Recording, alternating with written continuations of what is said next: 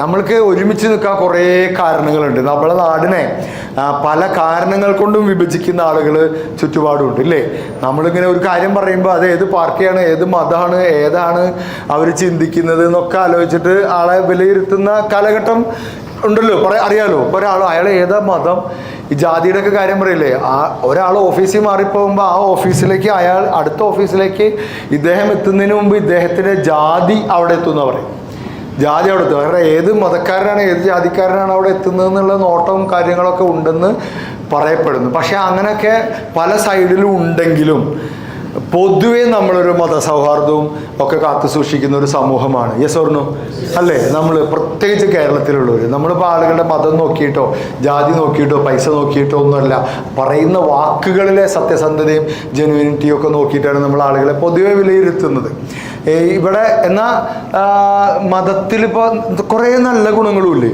ഇപ്പോൾ ഭക്ഷണം, നമ്മൾ ഏത് കല്യാണത്തിന് പോകാൻ ഏറ്റവും കൂടുതൽ ഇഷ്ടം? ഹിന്ദു, ക്രിസ്ത്യൻ, മുസ്ലിം കല്യാണം ഏതായിരിക്കും? പലതും മൂന്ന് തരത്തിലല്ലേ. ഏറ്റവും നല്ല ഭക്ഷണം കിട്ടുക എവിടെയെന്ന് എന്നോട് ചോദിച്ചാൽ ഞാൻ പറയും ക്രിസ്ത്യൻ കല്യാണത്തിനാണ്. എന്ത് ഫുഡാന്നറിയോ? ഇവരുടെ പക്ഷേ വിശന്ന് കുടല് കരിഞ്ഞിട്ടേ തരുള്ളൂ.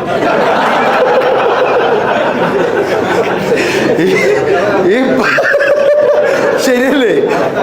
പാട്ട് കുർബാന എന്ന് പറഞ്ഞൊരു സംഗതി ഉണ്ട്. പാട്ട് കുർബാന അവിടെ ഹാളിൽ ഫുഡ് ചിക്കനിരുന്ന് മരവിച്ചോണ്ടിരിക്കുകയാണ്, പൊരിഞ്ഞിട്ട് കുറെ നേരമായി. പക്ഷെ ഇവിടെ ഇങ്ങനെ ആദിയിലഖിലേശൻ നരനെ അതല്ലേ സൃഷ്ടിച്ചു അവനൊരു സഖിയുണ്ടായി അവനൊരു തുണയുണ്ടായി അല്ലേ. എന്നിട്ട് ആ മറ്റേ കിട്ടി ഇതെന്താ അടിച്ച് കഴിഞ്ഞിട്ട് ഞാൻ എഴുന്നേൽക്കും. കഴിഞ്ഞു എന്ന് പറഞ്ഞ് എഴുന്നേൽക്കുമ്പോൾ അത് തുടങ്ങി. പിന്നെ വീണ്ടും തുടങ്ങി, വീണ്ടും ഇരുന്ന് 2-2:30 ആയിട്ട് വിശപ്പൊക്കെ കേട്ടു. ഹിന്ദു കല്യാണത്തിന് പിന്നെ മുഹൂർത്തം കഴിഞ്ഞ് കെട്ടണ്ട് നടന്നാൽ അവിടെ പൊട്ടി നടക്കും. നമ്മളിങ്ങനെ റെഡി 1 2 3 എന്ന് പറഞ്ഞിട്ട് ആ മറ്റേ ഭക്ഷണത്തിൻ്റെ അവിടെ ഇങ്ങനെ നിൽക്കും. അവിടെ കെട്ടി നടക്കുന്നു. കെട്ടെല്ലാവരും കാണും കേട്ടോ. അതാണ് ഹിന്ദു കല്യാണത്തിൻ്റെ ഒരു ഗുണം. കല്യാണം കഴിച്ചവർക്ക് കല്യാണ ചെക്കനെ പെണ്ണിനെ കാണും. മുസ്ലിം കല്യാണം എന്തൊരു സുഖം എന്ന് പറയും. ഒരു സൈഡിൽ കെട്ട്, താലി, മാല, അത് ഇത് അതൊക്കെ നടക്കും. ഇപ്പുറത്തെ സൈഡിൽ ഫുഡ് അടിയും നടക്കും. അതും ഇതും തമ്മിലൊരു ബന്ധവുമില്ല. കുറേ ആൾക്കാർ അങ്ങോട്ട് പോവില്ല, നേരെ വന്നിട്ട് ഇവിടെ പെണ്ണും ചെക്കനും അത് നമുക്ക് വേണ്ട, ഇവിടെ ഫുഡ് അങ്ങോട്ട് പോവാം. കല്യാണ ചെക്കനെ പെണ്ണിനെ കാണൂല ബഹുഭൂരിപക്ഷം പേര് ഈ മുസ്ലിം കല്യാണത്തിന് പോണവർ. എന്നിട്ട് ഭക്ഷണം കഴിച്ചിട്ട് 2 മാസം കഴിഞ്ഞിട്ട് ഇവരെ പുറത്ത് വെച്ച് കാണും. ഹായ്, ഇതാണോ പെണ്ണ്? അപ്പോ അവര് നീ വന്നിരുന്നു പക്ഷെ കാണാൻ പറ്റിയില്ല. അപ്പോൾ അങ്ങനെയൊക്കെ തന്നെയല്ലേ ഈ നമ്മൾ ഒരു ദോശ കഴിക്കാൻ ഒരു നാരായണൻ പോറ്റിയുടെ കടയിലോ അല്ലെങ്കിൽ ഒരു നായരുടെ കടയിലൊക്കെ അല്ലേ ഇപ്പോൾ ഒരു ഹിന്ദു അല്ലെങ്കിൽ അങ്ങനത്തെ കടയിലല്ലേ നല്ല ദോശ കിട്ടുക, മസാല ദോശ കിട്ടുക. ബിരിയാണി കഴിക്കാൻ ഒരു മുസ്ലിമിൻ്റെ കടയിൽ പോകും. നല്ല മീൻകറിയും ചോറും കഴിക്കാൻ ക്രിസ്ത്യൻ കല്യാണത്തിനോ അല്ലെങ്കിൽ ക്രിസ്ത്യൻസിൻ്റെ നല്ല ബീഫും ഇവിടെയൊക്കെ അടിപൊളിയല്ലേ.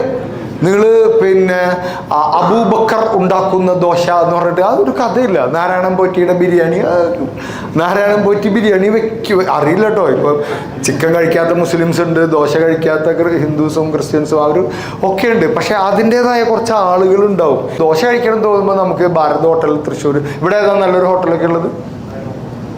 കുഴിമന്തി അല്ലേ, ബ്രാഹ്മിൻസ് കുഴിമന്തി എങ്ങനെ ഉണ്ടാവും? അത് അവരാ കുഴിയിലേക്ക് ഇറങ്ങാൻ സാധ്യതയില്ല. അവര് ദോശയിട്ട് ഇങ്ങനെ പരത്തും. കുഴിമന്തി നമുക്ക് സംസം കുഴിമന്തി അത് കറക്റ്റേ അല്ലേ. അത്രയൊക്കെ തന്നെ ഒരു വ്യത്യാസങ്ങള്. അതൊക്കെ അതൊരു മതോ വർഗീയതോ അതൊന്നുമില്ല. അത് ഓരോന്നിനും ഓരോ സ്ഥലത്ത് സ്പെഷ്യലിസ്റ്റ് ഉണ്ടാവും. പിന്നെ കറിയിൽ എരിവ് കൂടുതലുള്ളതായിരിക്കും ഈ ഭാഗത്ത്. കോഴിക്കോടൊക്കെ അടിപൊളി ബിരിയാണി കിട്ടും, ബിരിയാണിക്ക് കോഴിക്കോട് വരണം.